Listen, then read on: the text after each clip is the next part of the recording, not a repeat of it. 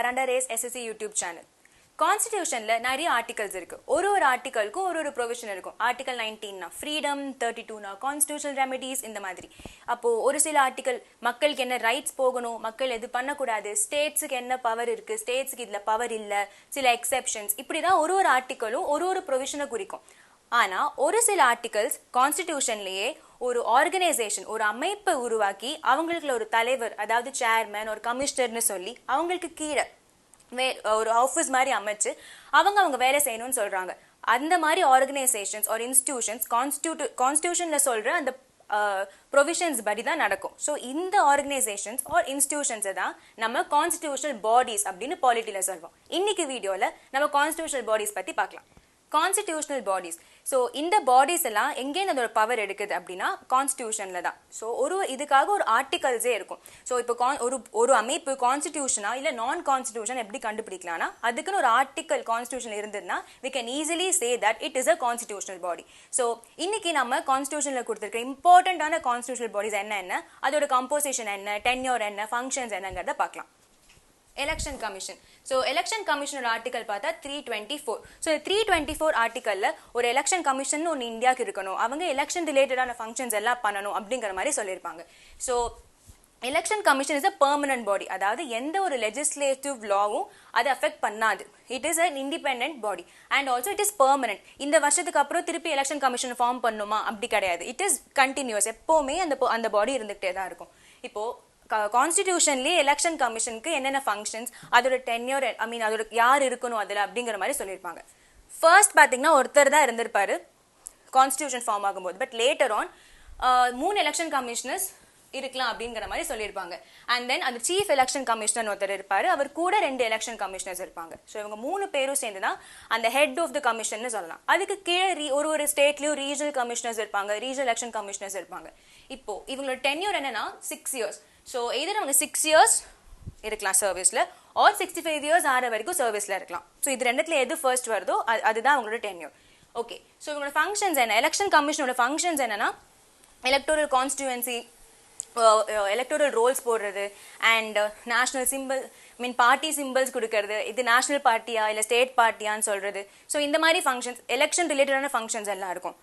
President election, அதுக்கப்புறம் வந்துட்டு ஒரு ஸ்டேட்ல நடக்கிற அசம்பிளி எலெக்ஷன்ஸ் எல்லாத்துக்குமே அவங்களோட ஃபங்க்ஷன்ஸ் இருக்கும். ஸோ அட்மினிஸ்ட்ரேட்டிவ் ஃபங்க்ஷன் சொல்லலாம். இது எல்லாத்தையுமே அட்வைசரி ஃபங்க்ஷன் சொல்லலாம். ஸோ இப்போ ஏதாவது எலெக்ஷன் ரிலேட்டட் இன்புட்ஸ் பிரசிடென்ட் கேட்கணும், இல்லை இப்போ பார்லிமெண்ட்ல நடக்கிற எலெக்ஷன் ரிலேட்டடா ஏதாவது டிஸ்கஸ் பண்ணணும்னா எலெக்ஷன் கமிஷன் வந்து பிரசிடென்ட் கூட டிஸ்கஸ் பண்ணுவாங்க. பிரசிடென்ட் எலெக்ஷன் கமிஷனோட அட்வைஸை கேட்டுக்கலாம். And it is also quasi judicial. Quasi judicial அப்படின்னா என்னன்னா இந்த எலெக்ஷன் கமிஷன் அவங்களுக்கு ஒரு சில பவர்ஸ் இருக்கு. சிவில் கோர்ட் மாதிரியான ஒரு பவர்ஸ். அதாவது இப்போ இவங்க வந்து எங்களுக்கு இந்த இன்ஃபர்மேஷன் வேணும் அப்படின்னு டிமாண்ட் பண்றாங்க, ஒரு சம்மன் பண்றாங்கன்னா அப்போ அந்த இன்ஃபர்மேஷனை ப்ரொவைட் பண்ணணும். ஸோ அந்த மாதிரி ஒரு பவர் இந்த எலெக்ஷன் கமிஷனுக்கு கொடுத்துருக்காங்க. ஸோ மேஜர் ஃபங்க்ஷன்ஸ் வந்து இந்த எலெக்ஷன் ரிலேட்டடா எல்லாமே, ஒரு எலக்டோரல் ரோல்ஸ் லே அவுட் பண்றதா இருக்கட்டும், இல்லைன்னா வந்துட்டு நேஷனல் பார்ட்டியா ஸ்டேட் பார்ட்டியான்னு ரெகக்னைஸ் பண்றது, சிம்பிள்ஸ் கொடுக்கறது. ஸோ இதெல்லாம் அவங்களோட ஃபங்க்ஷன். பிரசிடென்ட்டோட ரோல் என்ன இங்க அப்படின்னா அந்த சீஃப் எலெக்ஷன் கமிஷனர் அப்பாயிண்ட் பண்றதும் சரி, ரிமூவ் பண்ற ப்ரொசீஜர். ஸோ கான்ஸ்டிடியூஷன்ல என்ன சொல்லியிருப்பாங்கன்னா இதை ரிமூவ் பண்ற அதாவது அந்த எலெக்ஷன் கமிஷனர் இங்க ஈஸியாலாம் ரிமூவ் பண்ணிட முடியாது. ஒரு சுப்ரீம் கோர்ட் ஜட்ஜ் எப்படி ரிமூவ் பண்றாங்களோ அதே மாதிரி தான் ரிமூவ் பண்ண முடியும். So appointed by president, but removal is same as supreme court judge. So supreme court judge எப்படி ஒரு ரெசல்யூஷன் பாஸ் பண்ணி ஸ்பெஷல் மெஜாரிட்டி வச்சு தான் ரிமூவ் பண்ணுவாங்க, அதே மாதிரி தான் இவரு ரிமூவ் பண்ணும். அண்ட் இவங்க எந்த மினிஸ்ட்ரி கீழே வருவாங்கன்னா ministry of law and justice. First chairman யாருன்னா Sukumar Sen. First chief election commissioner வந்து சுகுமார் சென். ஓகே, இதோ next constitutional body is finance commission of India. So tax, சென்டருக்கு வர டாக்ஸ் எப்படி ஸ்டேட்டுக்கு பிரிச்சு கொடுக்கணும், சென்டர் வந்து சில கிராண்ட்ஸ் கொடுப்பாங்க, அதெல்லாம் எப்படி கொடுக்கணும்னு இவங்க அட்வைஸ் பண்ணுவாங்க. ஸோ இவங்க பெர்மனன்ட் பாடியா இல்ல, இவங்க once in every 5 years president வந்து இதை கான்ஸ்டியூட் பண்ணுவார். ஸோ பிரசிடென்ட் தான் ஃபைனான்ஸ் கமிஷனை வந்து கான்ஸ்டியூட் பண்ணி அவர் தான் ஒரு 5 இயர்ஸ் ஒன்ஸ் அதை ரீகான்ஸ்டியூட் பண்ணுவார். ஓகே, ஸோ இதுல வந்து காம்போசிஷன் இத்தனை பேர் இருக்கணும், டென்யூர் இப்படி இருக்கணும்லாம் கான்ஸ்டிடியூஷன்ல எதுவுமே சொல்லல. It is totally to the discretion of the president. Okay, so அப்படி சொல்லி ஒரு சேர்மேன் ஒருத்தர் இருக்கணும். அந்த சேர்மேன் வந்து பப்ளிக் அஃபேர்ஸ்ல எக்ஸ்பர்ட்டா இருக்கணும். So he should be an expert in public affairs, தான் chairman. And அதை சுற்றி ஒரு 4 members இருக்கணும். ஸோ இந்த 4 மெம்பர்ஸோட குவாலிஃபிகேஷனாக என்ன அப்படிங்கிறதுலாம் பார்லிமெண்ட் தான் டிசைட் பண்ணுவாங்களே தவிர கான்ஸ்டியூஷனில் பாயிண்ட் பண்ணி லேஅவுட் பண்ணியிருக்க மாட்டாங்க. ஓகே, ஸோ அந்த 4 மெம்பர்ஸோட குவாலிஃபிகேஷன் என்ன, ஒரு ஹைகோர்ட் ஜட்ஜ் அவருக்கு ஈக்குவலான ஒரு குவாலிஃபிகேஷன் ஒருத்தர் இருக்கணும், எக்கனாமிக்ஸில் நாலேஜாக ஒருத்தர் இருக்கணும், அட்மினிஸ்ட்ரேஷனில் நாலேஜ் இருக்கிறவராக இருக்கணும், அண்ட் ஃபைனான்ஸ் பற்றி தெரிஞ்சவராக இருக்கணும். ஸோ இந்த மாதிரி 4 பேர் மொத்தமாக சேர்ந்து தான் அந்த கமிஷனை ஃபார்ம் பண்ணுவாங்க. ஃபைனான்ஸ் கமிஷன் எந்த ஆர்டிக்கல்லேருந்து பவர் எடுக்குதுன்னா 280. ஸோ கான்ஸ்டியூஷனில் ஆர்டிகல் 280 என்ன சொல்லுதுன்னா, இந்தியாவுக்குன்னு ஒரு ஃபைனான்ஸ் கமிஷன் இருக்கணும், அது எவ்ரி 5th year பிரசிடென்ட் தான் ஃபார்ம் பண்ணுவாருன்னு சொல்லியிருப்பாங்க. Okay, and as I told you, இந்த members எல்லாருமே appointed or specified by president at time tenure. So இப்போ president வச்சா அவங்க ரிமூவும் பண்ணலாம். So it is to the discretion of the president. And election commissioner சரி, finance commissioner ஹெட்டும் சரி திரும்பி reappoint ஆகலாம். ஆனால் சில கான்ஸ்டியூஷனல் பாடிஸோட ஹெட் திருப்பி ரீஅப்பாயிண்ட் ஆக முடியாது. ஸோ இந்த பாயிண்ட்டை நம்ம நோட் பண்ணணும். ஓகே, நெக்ஸ்ட் திங், ஸோ உங்களோட ஃபங்க்ஷன்ஸ், டாக்ஸ், நெட் டாக்ஸ் வருது சென்ட்ரல் கவர்மெண்ட்டுக்கு, அதை எப்படி பிரிக்கணும், ஸ்டேட் நடுவில் எப்படி கொடுக்கணும் அப்படிங்கிறதுலாம் இவங்க அட்வைஸ் பண்ணுவாங்க. And grant in aids, state finance commissions இருக்கும். இப்போ ஸ்டேட் எலெக்ஷன் கமிஷன்ஸ் தான் பஞ்சாயத்து முனிசிபாலிட்டிஸ்க்கு ஹெல்ப் பண்ணுவாங்க. அதே மாதிரி ஸ்டேட் ஃபைனான்ஸ் கமிஷன் வந்து லோக்கல் கவர்மெண்ட்ஸ்க்கு ஹெல்ப் பண்ணும்போது இவங்க அதை அட்வைஸ் பண்ணலாம் ஸ்டேட் ஃபைனான்ஸ் கமிஷனுக்கு. ஸோ அது ஒரு இம்பார்ட்டன்டான ஃபங்க்ஷன். அண்ட் இவங்க எந்த மினிஸ்ட்ரியோட அசோசியேட்டட்னா finance ministry. And the first chairman யாருன்னு பார்த்தீங்கன்னா கேசி நியோஜி. இந்த மாதிரி கொஸ்டின்ஸ் நம்ம எக்ஸாமில் எதிர்பார்க்கலாம். Who was the first chairman of finance commission அந்த மாதிரி கேட்கும்போது ஸோ இம்பார்ட்டண்ட்டான நேம்ஸ் மட்டும் ஞாபகம் வச்சுக்கணும். ஓகே, ஸோ இப்போ ஃபைனான்ஸ் கமிஷன் வந்து ஒரு அட்வைஸ் பண்ணுறாங்க கவர்மெண்ட்டுக்கு, அதை அவங்க ஃபாலோ பண்ணி தான் ஆகணுமானா no, it's not like that. அந்த அட்வைஸை எடுத்துக்காததும் it's totally with the government. So அதை தான் வந்து நான் பைண்டிங் அப்படின்னு சொல்லுவாங்க. ஸோ இவங்க சொல்கிற அட்வைஸை கேட்டு தான் ஆகணும் அப்படின்னு நினச்சாங்கன்னா அது binding. But it is not mandatory அப்படிங்கிற போது இட் இஸ் நான் binding. Schedule cost, schedule tribes, backward commission. So இவங்களோட வெல்ஃபேர் அண்ட் இவங்களோட டெவலப்மெண்ட்டுக்காக கொண்டு வந்ததுன்னா national commission for schedule cost, schedule tribes and backward classes. So first national commission for schedule cost and schedule tribes தான் இருந்தது. In fact first ஒரு special officer மட்டும்தான் இருந்தார். 1990க்கு அப்புறம் தான் இதை கான்ஸ்டிடியூஷனைஸ் பண்ணுவாங்க. So national commission for schedule cost and tribes சேர்ந்து இருக்கும் ஃபர்ஸ்ட். அது எப்போ பிரியும்னா 2003ல. ஏன்னா ஸ்கெடியூல் காஸ்ட், ஸ்கெடியூல் ட்ரைப்ஸ் ரெண்டு பேருமே டிஃப்ரெண்ட், ஒவ்வொரு கல்ச்சுரலியும் டிஃப்ரெண்ட் அண்ட் சொசைட்டிலுமே அவங்க the way of living is different. So அதனால அதுக்கு தனி கமிஷன் வேணும், இதுக்கு தனி கமிஷன் வேணுங்கிற டிசிஷன் எடுத்து தான் 89th அமெண்ட்மெண்ட், கான்ஸ்டியூஷன் அமெண்ட்மெண்ட் கொண்டு வந்து 2003க்கு அப்புறம் இதனால national commission for SC ST சேர்ந்து இருந்ததை தனியாக பிரித்து national commission for SC and national commission for STன்னு ரெண்டாக பிரிக்கிறாங்க. ஓகே, இந்த national commission for backward class, நிறைய பேக்வர்ட் கிளாஸ் கமிஷன்ஸ், பேக்வர்ட் கிளாஸஸ்லாம் யார் அந்த எந்தெந்த கேட்டகரி ஆஃப் பீப்புள் அது கீழே வருவாங்கன்ட்டு கமிஷன்ஸ் இருக்கு. அதில் ஃபர்ஸ்ட் கமிஷன் பார்த்தீங்கன்னா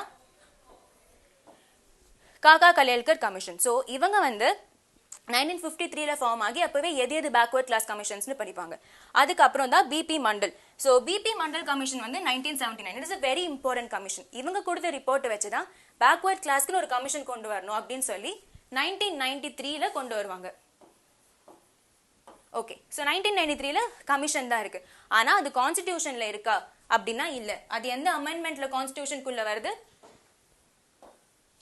2018 102nd அமெண்ட்மெண்ட் 2018ல தான் நேஷனல் கமிஷன் ஃபார் பேக்வர்ட் கிளாஸ்க்கு கான்ஸ்டிடியூஷனல் ஸ்டேட்டஸ் கொடுக்குறாங்க. ஐ மீன் கான்ஸ்டிடியூஷனல் பாடிங்கிற ஸ்டேட்டஸ் கொடுக்குறாங்க. ஸோ இப்போ ஒவ்வொன்றுத்துக்கும் கான்ஸ்டிடியூஷனல் ஸ்டேட்டஸ் எப்படி வந்துச்சுன்னு பார்த்தோம். ஃபர்ஸ்ட்டு இது ரெண்டும் சேர்ந்து தான் இருக்கும், இதுவும் தனியாக இருப்பாங்க. அதுக்கப்புறம் இந்த அமெண்ட்மெண்ட்ஸ் மூலமா இண்டிவிஜுவலாக ஒவ்வொருத்தருக்கும் ஒரு ஆர்டிகல், ஒருவருக்கு ஒரு ஆர்டிகல் கொடுத்து அதை கான்ஸ்டிடியூஷனல் பாடியாக சொல்லியிருப்பாங்க. So article 338 national commission for schedule cost, 338A schedule tribes, 338B backward classes. Okay, so இதில் இம்பார்ட்டன்ட் எந்தெந்த கமிஷன்ஸ் எதுக்கு ஒர்க் பண்ணாங்க அண்ட் எந்தெந்த அமெண்ட்மெண்ட்ல ஃபார்ம் ஆச்சுங்கிறது தெரிஞ்சுக்கணும். ஓகே, ஸோ இப்போ இவங்க ஃபங்க்ஷன்ஸ் மெயினாக என்ன ஃபங்க்ஷன்ஸ், அந்த பர்டிகுலர் கம்யூனிட்டியோட டெவலப்மெண்ட், அவங்க வெல்ஃபேர், அவங்க எஜுகேஷன் டெவலப்மெண்ட், சோஷியல் டெவலப்மெண்ட், கான்ஸ்டிடியூஷனில் அவங்களை எப்படி ப்ரொடெக்ட் பண்ணணும், லீகலாக அவங்களை எப்படி ப்ரொடெக்ட் பண்ணணும், இந்த விஷயங்கள்லாம் அந்த ரெஸ்பெக்டிவ் கம்யூனிட்டிஸ்க்கு அவங்க ஒர்க் பண்ணுவாங்க. ஓகே, ஸோ இதில் வந்து சேர்மன் எப்படி அப்பாயிண்ட் பண்ணணும் அப்படிங்கிறதுலாம் கான்ஸ்டிடியூஷனில் இன்டெப்த்தாக கொடுக்கல. It is decided by the president. அப்படி டிசைட் பண்ணும்போதுனா மூணுத்துலையுமே ஒரு சேர்மன் இருப்பாங்க, ஒரு வைஸ் சேர்மன் இருப்பாங்க அண்ட் 3 other members இருப்பாங்க. Okay, so this is the composition of each commission. Functions, so functions நான் சொன்னேன் it's a quasi judicial body. So இவங்க நினைச்சாலும் சம்மன் பண்ணலாம், இப்போ இது ஏதாவது இன்ஃபர்மேஷன் வேணும் அப்படின்னா they can summon that information and they will monitor and report about the implementation to the president. Okay, so இப்போ இவங்க கலெக்ட் பண்றாங்களே இன்ஃபர்மேஷன், இந்த இடத்துல இந்த மாதிரி டெவலப்மெண்ட் இல்ல, இங்க டெவலப்மெண்ட் இருக்கு அப்படின்னு அவங்க கலெக்ட் பண்ற இன்ஃபர்மேஷன் எல்லாமே பிரசிடென்ட் கிட்ட ரிப்போர்ட் பண்ணுவாங்க. ஸோ பிரசிடென்ட் அதுக்கப்புறம் என்ன தேவையோ அதை அவர் டிசைட் பண்ணி அந்த ஸ்டேட் கவர்மெண்ட்ஸ்க்கு அனுப்புவார் த்ரூ கவர்னர். ஸோ இதுதான் ப்ரொசீஜர். அண்ட் கான்ஸ்டிடியூஷனல் சேஃப்கார்ட்ஸ் அதை செக் பண்ணுவாங்க. And they have civil courts power, quasi judicial body, I told you. So they can summon or and they have that power to summon information. Okay, National Commission for Backward Class அவங்களும் இதே work தான் பண்ணுவாங்க. They will work for the development of socially and educationally backward class. Social and educational backward classக்கு அவங்க டெவலப்மெண்ட்காக work பண்ணுவாங்க. And that is about the function of National Commission for Backward Classes. Okay, இப்போ STs இவங்க தான் STs அப்படி இவங்க தான் scheduled tribes அப்படி notify பண்றது பிரசிடென்ட். ஸோ எதை வச்சு அவர் இவங்க ST நோட்டிஃபை பண்ணுவாங்கன்னா, ப்ரிமிட்டிவாக இருப்பாங்க, ரொம்ப கொஞ்சம் ட்ரைபல் அந்த லைஃப் அப்படியே அவங்களுக்கு இன்னமும் இருக்கும். ஸோ ப்ரிமிட்டிவ் ட்ரைட்ஸ் இருக்கும். அப்புறம் ஜாகிரபிக்கலாக அவங்க வந்து ஐசோலேட் ஆயிருப்பாங்க தனியாக. ஸோ அதனால அவங்களுக்கு ஷெட்யூல் ட்ரைப்னு சொல்லலாம். லைக் மிங்கிள் ஆக மாட்டாங்க, டவுன் சிட்டி ஒரு கிராமத்துக்குள்ள மிங்கிள் ஆகாமல் தனியாக இருப்பாங்க. அண்ட் டிஸ்டிங் கல்ச்சர், அவங்களுக்குன்னு ஒரு தனிப்பட்ட ஒரு கல்ச்சர் இருக்கும். And shy of contact, so major சொசைட்டிக்குள்ள அவங்களால வந்து பிளெண்ட் ஆக முடியாது. ஸோ அந்த கம்யூனிட்டியை தனியாக சொல்றாங்க. அண்ட் ஆப்வியஸ்லி எக்கனாமிக்கலி பேக்வர்டாக இருப்பாங்க. ஸோ இவங்கள தான் எஸ்டி அப்படின்னு நோட்டிஃபை பண்ணுறது. யார் நோட்டிஃபை பண்ணுவாங்கன்னா பிரசிடென்ட். இந்த கமிஷன்ஸ் வந்துட்டு எந்தெந்த மினிஸ்ட்ரியோட அட்டாச்னு பார்க்கலாம். ஃபர்ஸ்ட் எஸ்சிஸ் social justice and empowerment, backward கிளாஸுமே சோஷியல் ஜஸ்டிஸ் அண்ட் எம்பவர்மெண்ட் தான். இப்போ எஸ்டிஸ் கொண்டு வரும்போது அப்போதான் மினிஸ்ட்ரி ஆஃப் ட்ரைபல் அஃபேர்ஸ்னே ஒன்று கொண்டு வருவாங்க. ஸோ எப்போ வந்து எஸ்டிஸோட இம்பார்ட்டன்ஸை பற்றி பேசணும் அப்படின்னு ஒரு ஐடியா வரும்போது தான் மினிஸ்ட்ரி ஆஃப் ட்ரைபல் அஃபேர்ஸ் ஒரு மினிஸ்ட்ரியை கிரியேட் பண்ணி அவங்களுக்கு கீழே இந்த கமிஷன் கொண்டு வருவாங்க. Okay, so this is about national commission for schedule caste, schedule tribes and backward class. Okay, moving on to the next commission, union public service commission and state public service commission. So இது என்ன article 315 323 வரைக்கும். Union public service கமிஷன்ல இத்தனை members தான் இருக்கணும், இவ்வளோ டென்யூர்ஸ் again கான்ஸ்டிடியூஷன்ல சொல்லியிருக்க மாட்டாங்க. But ப்ரொசீஜரலா parliamentary ப்ரொசீஜரலா 9 to 11 members இருப்பாங்க. அதில் என்ன குவாலிஃபிகேஷன் எல்லாமே பார்லிமெண்ட் டிசைட் பண்ணது தான். ஸோ இப்போ 9 to 11 மெம்பர்ஸில் 50% அவங்களுக்கு சென்ட்ரல் ஆர் ஸ்டேட் சர்வீஸில் 10 years எக்ஸ்பீரியன்ஸ் இருக்கணும். அப்படி இருக்கிறவங்க தான் அவங்க கமிஷனில் வேலைக்கு சேர்த்துப்பாங்க. ஓகே, இப்போ ஜென்ரலி டென்யூர் வந்துட்டு 6 years or 65 years. இதே ஸ்டேட் பப்ளிக் சர்வீஸ் கமிஷன்னா 6 years பட் 62 years வரைக்கும் தான் அவங்க ஸ்டேட் பப்ளிக் சர்வீஸ் கமிஷன் சேர்மனாக இருக்க முடியும். ஓகே, ஸோ இவங்க ஃபங்க்ஷன்ஸ்லாம் என்ன? First exam, civil service exams conduct பண்ணுவாங்க, ரெக்ரூட் பண்ணுவாங்க, அவங்க ரெக்ரூட்மெண்ட் தேவையான training.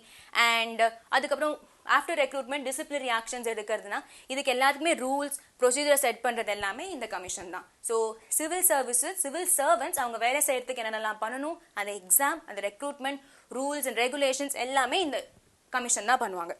And deputation, recruitment rules and disciplinary cases. Disciplinary கேசஸ்னா ஒரு சிவில் சர்வெண்ட் அகேன்ஸ்டா இந்த டிசிப்ளினரி கேஸ் எப்படி இருக்கணும், அது எப்படி ப்ரொசீஜர் இருக்கணும் அப்படிங்கிறது கூட இவங்க தான் ரெக்கமெண்ட் பண்ணுவாங்க. ஃபைன். அண்ட் இது எந்த மினிஸ்ட்ரி கீழே வரும்னா ministry of personnel. Ministry of personnel கூட தான் இவங்க அட்டாச் ஆயிருப்பாங்க. And the chairman is obviously appointed by the president. UPSC chairman appointed by president. இவங்க ரிமூவலும் president தான். ஆனா அந்த ரிமூவல் வந்து சுப்ரீம் கோர்ட் கிட்ட போய் டிஸ்கஸ் பண்ணி ஓகே இவங்க நிஜமாவே ரிமூவ் ஆகிறதுக்கு அளவுக்கு தப்பு பண்ணியிருக்காங்க அப்படின்னா சுப்ரீம் கோர்ட் வந்து அதை ரிமூவ் பண்ணலாம் அப்படின்னு ஓகே சொன்னா மட்டுமே அவங்க ரிமூவ் பண்ண முடியும், இல்லைன்னா அவங்க ரிமூவ் பண்ண முடியாது. ஸோ சுப்ரீம் கோர்ட்டோட ஒப்பீனியன் மேட்டர்ஸ். ஸோ சுப்ரீம் கோர்ட்டோட அட்வைஸ் இஸ் பைண்டிங். பிரசிடென்ட் தனியா ஓகே இந்த சேர்மனை ரிமூவ் பண்ணிடலான்னு சொல்லினா it is not like that. Supreme கோர்ட்டும் இந்த ரிலேஷனுக்கு ஓகே சொன்னா மட்டுமே ரிமூவ் ஆவாங்க. அண்ட் யூபிஎஸ்சி சேர்மன் திருப்பி ரீஅப்பாயின்ட்மெண்ட் கிடையாது. அண்ட் அவங்க வேற எந்த கவர்மெண்ட் ஜாப்ஸுக்கும் அப்பாயிண்ட் ஆக முடியாது. So they are not eligible for reappointment. Okay, so this is about UPSC. Same thing with state public service commission. அதுவும் இதே ஆர்டிகல்ஸ் தான். ஆனால் அவங்க ஃபங்க்ஷன்ஸ் எல்லாமே ஸ்டேட் ரிலேட்டடாக இருக்கும். And only change is the tenure. அவங்களுக்கு 65ன்னு சொல்லியிருப்பாங்க, இவங்களுக்கு 62ன்னு சொல்லியிருப்பாங்க. GST council. ஜிஎஸ்டின்னு ஒன்று வந்ததுக்கு அப்புறமா தான் இந்த கவுன்சில் ஃபார்ம் பண்ணுவாங்க. பிரசிடென்ட் தான் இந்த கவுன்சிலை ஃபார்ம் பண்ணுவார். And the article that gives power for this council is 279A. Okay, so எப்போ வந்ததுன்னா 101st கான்ஸ்டியூஷனல் அமெண்ட்மெண்ட் 2016. ஸோ இதுக்கு அப்புறம் தான் ஜிஎஸ்டி கவுன்சில் ஒன்று ஃபார்ம் ஆகும். GST council, so state and centre ரெண்டு பேரும் சேர்ந்து ஒர்க் பண்ணணும் அப்படிங்கிறது தான் மெயின் நேம். ஸோ அதுதான் in polity we call as cooperative federalism. So ரெண்டுமே states as well as center ரெண்டு பேரும் சேர்ந்து ஒர்க் பண்ணும் towards the betterment of the country. So tax டிஸ்ட்ரிபியூஷன்லுமே இந்த கூட்ஸ்க்கு இவ்வளோ டேக்ஸ் போடலாங்கிறத ரெண்டு பேரும் சேர்ந்து டிஸ்கஸ் பண்ணி தான் கொண்டு வரணும். ஸோ மெயின் எய்மே அந்த கவுன்சில் ஃபார்ம் பண்ண ரீசன் அதுதான். Joint forum of center and states. So இப்போ இதோட சேர்பர்சன் யாருன்னா obviously finance minister, union finance central finance minister தான் சேர்பர்சன். ஆனால் அது மற்ற மெம்பர்ஸ் யாருன்னு பார்த்தீங்கன்னா minister of state in charge of revenue or finance, minister of state இருப்பாங்கல்ல கவுன்சில் ஆஃப் மினிஸ்டர்ஸ்ல, who is in charge of revenue of finance அவங்க. அண்ட் அதை தவிர எவ்ரி ஸ்டேட் கவர்மெண்ட்ல இருக்கிற ஃபினான்ஸ் மினிஸ்டர் ஒரு minister of state in charge of finance or taxation அவங்களும் மெம்பர்ஸாக இருப்பாங்க. ஸோ ஒரு ஸ்டேட்ல இருக்கிற ஸ்டேட் ஃபைனான்ஸ் மினிஸ்டர்ஸும் அந்த கவுன்சில் மெம்பர்ஸாக இருப்பாங்க. இப்போ ஏதாவது ஒரு டெசிஷன் ஜிஎஸ்டி ரிலேட்டடாக கொண்டு வரணும்னாலும் இந்த குரூப் ஆஃப் மெம்பர்ஸ்லாம் டிஸ்கஸ் பண்ணி தான் they will come to know. So state and central ரெண்டு பேரும் சேர்ந்து தான் ஜிஎஸ்டி ரிலேட்டடாக என்ன டெசிஷன் எடுக்கனாலும் இந்த கவுன்சிலில் உட்காந்து டிஸ்கஸ் பண்ணி தான் டெசிஷன் கொண்டு வருவாங்க. ஓகே, ஸோ இவங்க மெயின் ஃபங்க்ஷன்ஸ் என்னன்னா recommendation on taxes. So GST எப்படி போடணும், எந்தெந்த கூட்ஸ்க்கு ஜிஎஸ்டி தேவையில்லை, எந்தெந்த சர்வீஸ்க்கு ஜிஎஸ்டி இருக்கணும் தேவையில்லை, அதெல்லாம் டிசைட் பண்ணுவாங்க. அப்புறம் இந்த ஜிஎஸ்டி பேண்ட் ரேட்ஸ் இருக்குல்ல அதையும் இவங்க டிஸ்கஸ் பண்ணுவாங்க. ஸோ ஜிஎஸ்டி ரிலேட்டடாக எனிதிங் இந்த கவுன்சில் மூலமாக டிஸ்கஸ் பண்ணி தான் கொண்டு வருவாங்க. And this is associated with the ministry of finance. Okay, and the last constitutional body is special officer for linguistic minorities. So linguistic மைனாரிட்டிஸ்னா இவங்க வந்து மெஜாரிட்டி ஆஃப் த பீப்புள் அவங்க பேசுகிற லாங்குவேஜ் பேச மாட்டாங்க. இந்த மக்கள் இவங்களுக்குன்னு ஒரு லாங்குவேஜ் இருக்கும். ஸோ லாங்குவேஜை பொறுத்து இவங்க மைனாரிட்டியாக இருப்பாங்க. ஸோ லாங்குவேஜ் கம்மியாக பேசுகிறவங்க இந்த லாங்குவேஜை, ஸோ அப்போ அந்த லாங்குவேஜை ப்ரொடெக்ட் பண்ணணும் அப்படிங்கிறது தான். So special officer for linguistic minorities இதுக்கு ஆர்டிகல் 350B. ஓகே, ஸோ இது எப்படி ஃபார்ம் ஆச்சுன்னா இது ஆக்சுவலி ஃபர்ஸ்ட் 1957 ஃபார்ம் இந்த போஸ்ட் ஃபார்ம் ஆயிருக்கும். 7th கான்ஸ்டியூஷனல் அமெண்ட்மெண்ட் 1956 அப்போதான் இந்த ஸ்பெஷல் ஆஃபீஸர் அப்படிங்கிற ஒரு போஸ்ட்டை கொண்டு வந்திருப்பாங்க. இப்போ ஸ்டேட்ஸ் ரீஆர்கனைசேஷன் கமிஷன் அந்த கமிஷன் கொடுத்த ரெக்கமெண்டேஷன் வச்சு தான் இந்த அமெண்ட்மெண்ட் கொண்டு வருவாங்க கான்ஸ்டியூஷன்ல. அண்ட் 1956 7th கான்ஸ்டியூஷன் அமெண்ட்மெண்ட்ல special officer for linguistic minorities அப்படிங்கிற ஆர்டிகல் 350B கொண்டு வருவாங்க. ஓகே, ஸோ இப்போ இதோட காம்போசிஷன் பார்த்தீங்கன்னா ஒரு கமிஷனர், அதாவது he's a special officer, he's a commissioner for linguistic minorities அப்படின்னு ஒருத்தர் இருப்பாரு. ஸோ ஹெட் குவார்ட்டர்ஸ் வந்து அலகாபாத், கீழே ரீஜனல் ஆஃபீஸர்ஸ் இருக்கும். அந்த ஒரு ரீஜனல் ஆஃபீஸருக்கும் அசிஸ்டன்ட் கமிஷனர் ஒருத்தங்க இருப்பாங்க. ஸோ இதுதான் composition. And this is not mention in constitution, ப்ராக்டிஸில் தான். ஓகே, ஸோ இவங்க என்ன ஒர்க் பண்ணுவாங்க, அந்த லிங்குவிஸ்டிக் மைனாரிட்டிஸோட அவங்களுக்கு தேவையான கான்ஸ்டிடியூஷனல் சேஃப்கார்ட்ஸ், லீகல் சேஃப்கார்ட்ஸ் எல்லாத்துக்குமே ஒர்க் பண்ணுவாங்க. அண்ட் இவங்களோட ரிப்போர்ட்டையும் பிரசிடென்ட் கிட்ட சப்மிட் பண்ணுவாங்க. So these are the functions. And இவங்க எந்த மினிஸ்ட்ரி கூட வருவாங்க, ministry of minority affairs ministry கிட்ட தான் இவங்க வருவாங்க. So these are all the important constitutional bodies. And